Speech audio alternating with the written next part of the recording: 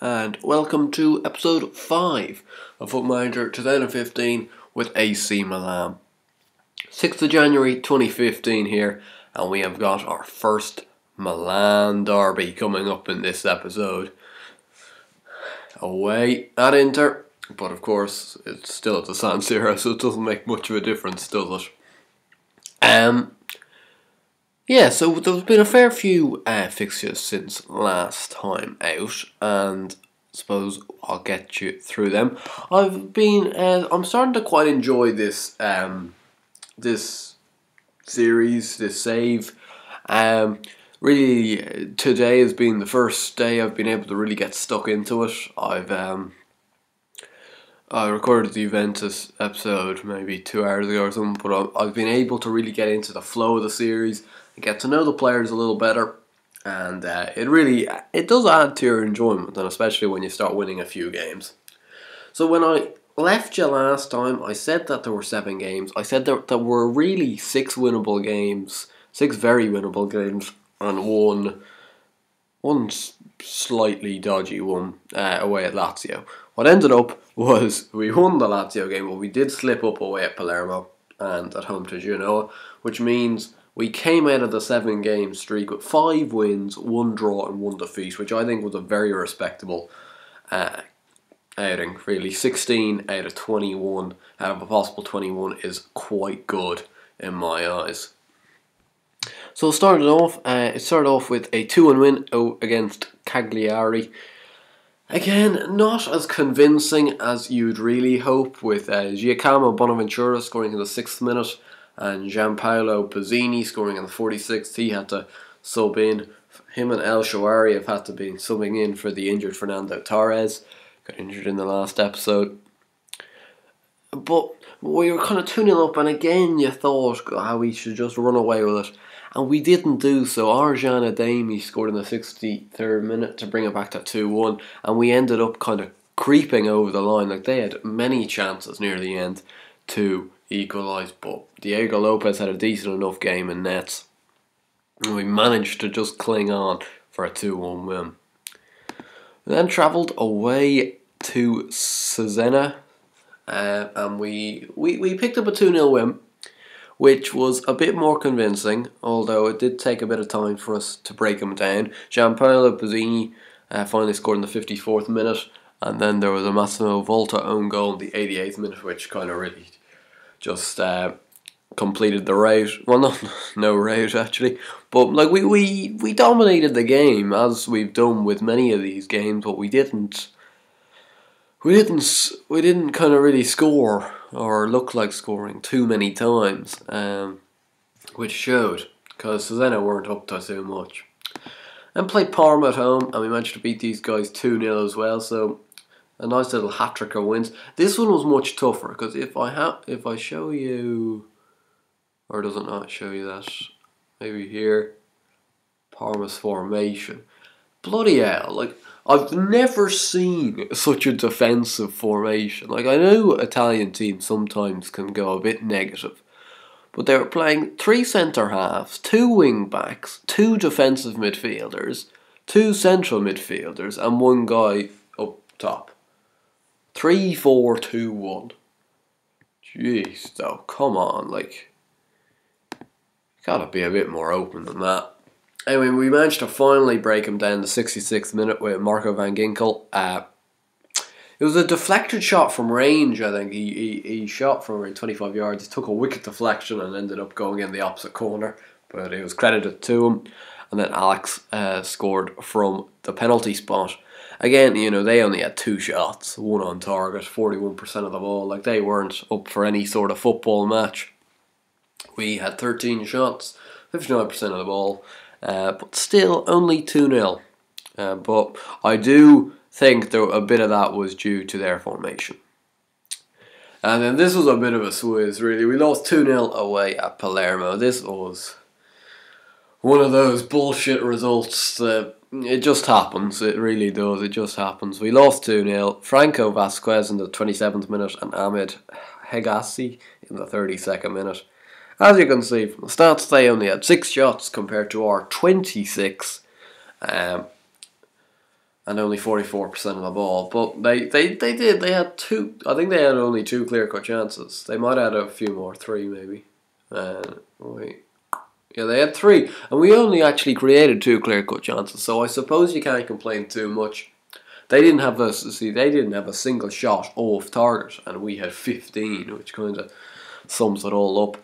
So really, like, despite actually having a lot of shots, having a lot of the ball, we didn't create, and that's what I'm finding is a little bit worrying. Is we don't have the creators in our side, either on the wings or in midfield, really, to get us that kind of constant flow of goals coming through. And possibly we don't even have the striker to put them away when we do create.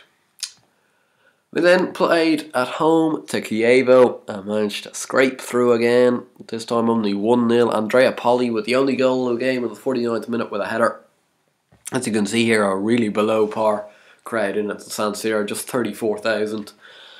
21 shots to their 7, but it's just quite worrying, I think, that we can't really put teams like Chievo away easier than we do so.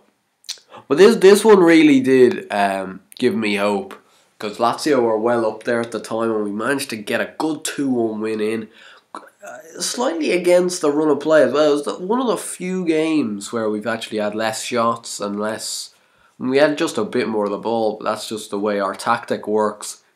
It was quite a dull game, if you're asking me. But Stefan Al-Shawari finally got it to light with a goal in the 63rd minute.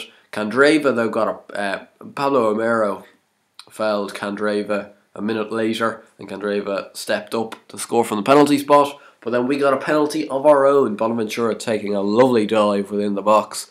There was no way in hell it was a penalty, and Alex managed to convert it. And then Onazi was sent off quite late for Lazio, which really kind of dulled their charge near the end, and we managed to pick up that 2-1 win. And lastly, though, we drew 1-1 at home to Genoa, which was disappointing. Again, I was just not creating anything, really. Maurizio Pinilla scoring for them in the 60th minute with, I think, their only clear-cut chance of the game. Yeah, but then we only had one clear-cut chance as well, which was from the penalty spot, which, of course, Alex converted. We seem to have been getting a lot of penalties, so I suppose you could say we're a little bit lucky to have won a few of these games, or even got a point, like in this case, because I don't think we were going to create anything from open play in that game. So in terms of the Serie A, though, we sit in decent stead, to be honest. We're in 4th place after 15 games. It's not quite the halfway stage, 38 games in the halfway stage. It's exactly the same as the Premier League, which means it will be busier after Christmas, I think. Like, it's after Christmas now. This is the first game back after the Christmas break. And they've kind of thrown us in the deep end, I suppose, against Inter Milan, who are in 9th. They've had a below-par season with only 20 points from their 15 games. As you can see with ourselves, it really is the goals for that just stands out compared to all the rest of the big teams. Like, you look at the goals against, and we have got the 3rd best, joint 2nd best defence in the league. Only conceded 15 in 15, which is really good. Juventus have conceded 12 in 15, but what are you to expect? Napoli have also only conceded 15. But you know, that's better than Roma. But yet we've only scored 19, which is the joint 4th worst in the league. Only Cesena, Palermo and Chievo have scored more than that, 10 and 2 13s respectively. Then we are here with 19 from 15. It really isn't. It's not enough. You know, Atalanta, they're second last. They've scored 21. But it really is not enough. And I'm not sure where it's coming from and how we rectify it. I'll take you through the player stats. As there's not been many goals, the top scorer is Alex, who has scored 5. All 5 coming from the penalty spot, I believe. Yeah, 5 from 5 from the spot. But he is banned for today's game. He's suspended due to, I think, picking up 4 yellow cards. Torres is still second with 4, and he's still injured for another 2 months, I think. 4 to 6 weeks now, that's good. getting near coming back. El Shawari's only got 2. He's been really poor. Pizzini's only got 2. Van Ginkel 1, Bonaventura 1, Polly 1, Zapata 1, and Menez 1. Top provider, Menez with 4, Bonaventura's grade 3, Torres, El Shawari and Van Ginkel 2, and then a fair whack of people on 1. And then average rating wise, Torres and Alex, the only over 7, 7.04 and 7.02 respectively. Bonaventura 6.96, Desciglia 6.95, and 6.95 also for Zapata.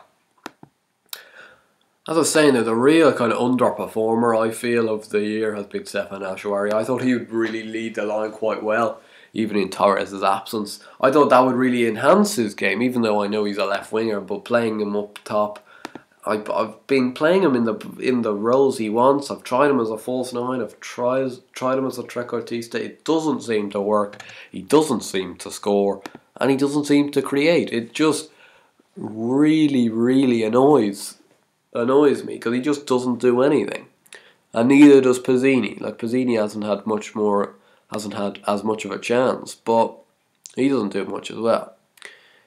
Now, we're in a tricky enough phase in terms of squad depth because both Sully Montari and Michael Essien are away at the African Cup of Nations, which is a bit of a pain, but something I suppose that just has to be done. Like it means it doesn't happen for another 2 years, something like that, doesn't it?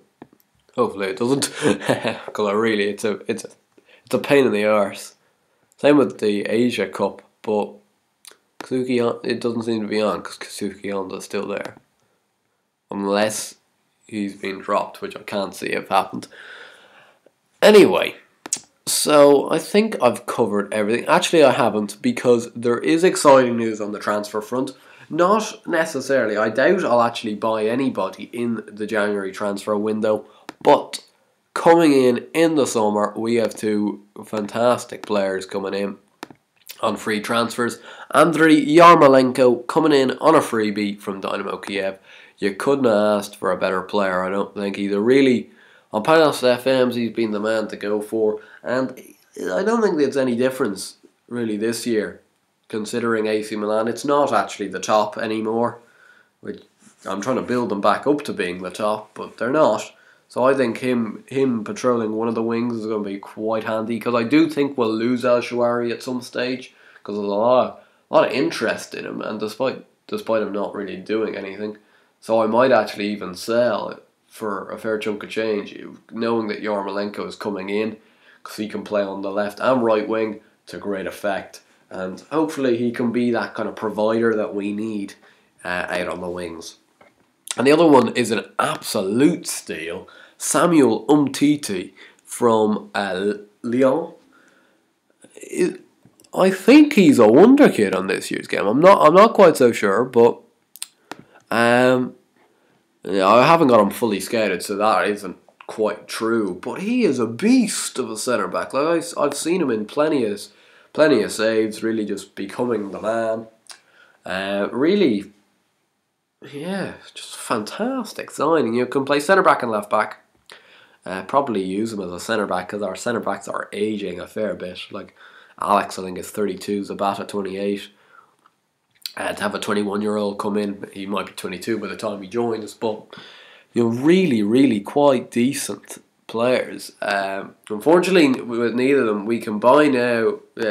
Lyon don't want to sell, and we don't have enough funds for Yarmolenko because they need 4.4 million, and we don't have that sort of money. Apart from that, though, I doubt anyone else is going to come in, unless we can find maybe a suitable loan or something, because we don't really have the money to do so. And I'm trying to save a little bit of money for regens, because this is the problem that Italy has, I think, is just they've had a good time. Like, the Italian national team has been a real force, as shown in the 2006 World Cup where they won. But, like, they've always been good in the World Cups. But, like, their team at last year's World Cup was just so old. And that was the only thing keeping them back. Like, there's still quality players there, but just old. And it's kind of the same with the club teams. You know, even Juve, you know, they've got old guys in there. Pirlo, Buffon, Chiellini, like, they're getting on. And I want AC Milan to become kind of a young force in this league, not an old punter's force. Anyway, getting into the game. We've got Diego Lopez in goal. A back four, Desciglio, Munoz, Sabata and Abate. Neither De Jong as the anchorman, Polly and Van Ginkel, Menez, Bonaventura and El Shaarawy starting up front. As you can see these days, Desciglio plays at left back and Abate at right back because Armero is quite dodgy because he's just so aggressive. You know, he either concedes a penalty or just gets constantly booked, which ends up him getting suspended, which isn't really what we want at all. And I keep on forgetting to look at the opposition lineup. Again, another quite defensive formation. This time from Inter. Handanovic, a back five of D'Ambrosio, Vidic, Ranocchia, Andrioli and Jonathan. Gary Medel, Garin, Hernandez, who's good, Osvaldo and Icardi are quite dangerous up front. I don't seem to have much that I know of on the bench, so I don't know nearly any of those guys. We've got quite a limited bench actually through just everybody. We've got a few guys injured, a few guys suspended, and of course a few guys on international duty. But here's an early ball in. Van Ginkel now, Bonaventura, Munoz, Abate, Sabata, Munoz, Van Ginkel, El Shaarawy now. Can he do something after me sledging him all this episode? I'd love it if he could come through. I really would. I would love it, but he just doesn't seem to quite do it, which is disappointing because you kind of feel it's in him. Lucky boys, Diego Lopez saves it onto the post. It kind of rolls across the line, and he manages to just about scoop it up. And it's still 0-0 here. 29 minutes now. Sabata, back to Diego Lopez, no bother. Head to Abate. Let's build it up here. Menez, oh jeez. D'Ambrosio, Osvaldo, Icardi, and that is a shocking effort. I think they're quite bereft of confidence at the moment. They, as I was telling you, they do sit in, I think it's 10th, and it kind of has shown already. Like, they don't quite have the flow to their game that they possibly old Inter Milans have had. And this has gone in another quite boring first half, if you ask me. Not happy. I'm going to have to bring off Abate, though, through injury. So, Desciglio will hop over to right back. No, I've done that with the wrong person, haven't I? Move. Yeah, back there. Armero on. There we go. Finally. We have a look, though, here. Stats already in this game. It's the same tale, though. 57% of the ball. Similar enough shots. Like, they've had more clear-cut chances. We just haven't created anything. I'm not sure whether we're too controlling, and in that case, I'll bump it up to attacking. Let's try and kind of do something. Like, really try and make a difference by pounding forward. Like, it's difficult when you're coming up against these 5-man defences and also midfields that are probably outnumbering us. But nonetheless, it doesn't seem to be the case, though, because we've got 60% of the ball. Just we can't do anything with it. So Kazuki Honda's going to come off for Van Ginkel. And we'll leave it for another 10 minutes before we'll bring on Pizzini, who could be a really kind of late impact sub in this game. Let's just give him a little team talk. Tell him to push forward. Just go on. Try and win the game. You know, try and create something. Be the hero. Be the hero of your side of Milan. You know, maybe the trequartista isn't working. Maybe we should just put him as a poacher or something, even though that's not what they like. That's not his best role. Like, maybe we should just put it there as it anyway. Otherwise, nothing is going to happen. We've put Pizzini on as an advanced forward, and here's Osvaldo, Garin, Osvaldo, Jonathan in behind. Oh no! Oh, that's a shocking effort. They've gotten in behind twice today, and they've missed both of them quite terribly. But we haven't gotten behind a single time today. Like, I'm sorry you have to see that, because it really is, like, it's boring football. And unfortunately it's what I perceive as being Italian football in real life. And unfortunately I can't really seem to change it at the moment. Because it's not going too badly. Like, we're in fourth. Now, in fourth will get us, I think, Europa League group stage, because only 3 teams get Champions League in this league at the moment through the kind of competition rankings. But, you know, it's just difficult. I don't know. Like, is there,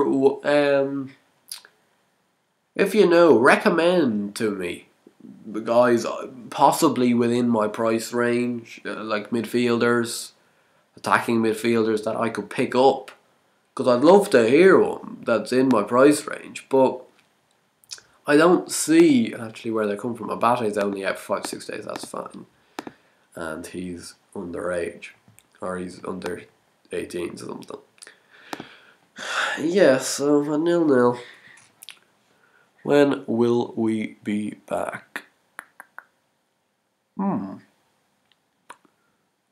We go another fair chunk to the Roma game.